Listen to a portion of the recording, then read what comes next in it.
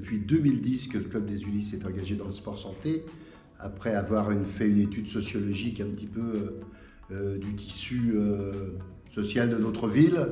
On a accueilli de plus en plus dans nos sections des gens d'un âge certain qui développaient des pathologies souvent lourdes, pour lesquelles on était obligé de mettre en place des dispositifs spécifiques.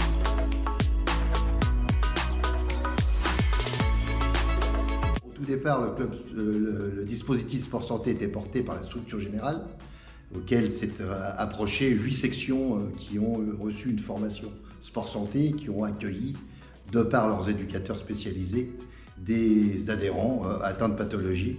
Et donc, nous avions la possibilité d'accueillir environ une centaine de personnes sur nos installations. Pour amener au sport des publics souvent éloignés, on doit offrir un panel d'activités large pour pouvoir répondre à chaque demande. Donc le public vient se renseigner sur la structure générale et nous les dirigeons ensuite vers leur section, celles qu'ils ont affectionnées particulièrement.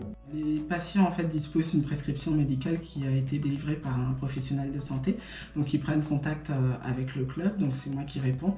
Ensuite, ça passe par une prise de rendez-vous avec l'éducateur sport santé, vu que l'inscription en fait va se faire au travers de cet entretien-là.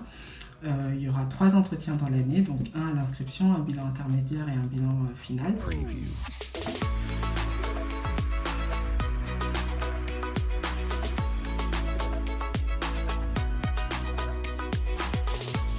La personne, quand elle vient me voir, c'est qu'il y a déjà une démarche, donc déjà une motivation. Donc elle présente sa pathologie.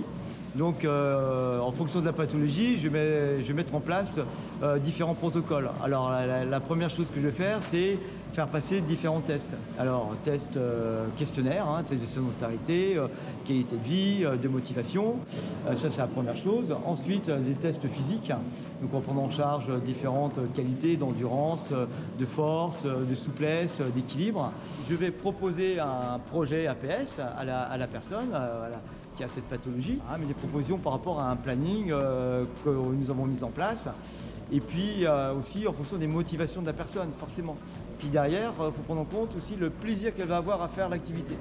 Mais pour le deviner, il faut faire des essais. Parce que même la personne comme moi, on part sur un terrain déjà inconnu à la base. Il n'y a pas de parcours type.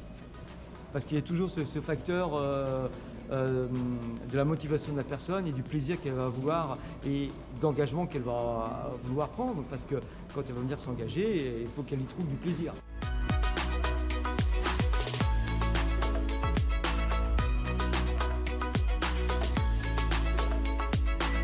La Fédération française des clubs omnisports a été à l'initiative finalement du développement du sport santé dans les clubs omnisports par la mise en place d'une formation spécifique pour nos éducateurs diplômés d'État. C'est-à-dire qu'on avait bien vu dans les premières années, vers les années 2014, on avait bien ressenti la demande de notre public, mais on devait les accueillir avec des gens formés spécialement. Et la Fédération française des clubs omnisports nous a permis de participer aux premières sessions de formation des éducateurs. D'ailleurs, c'est aux Ulysses que la première session de formation a eu lieu en 2014 et qui a formé notre éducateur sportif.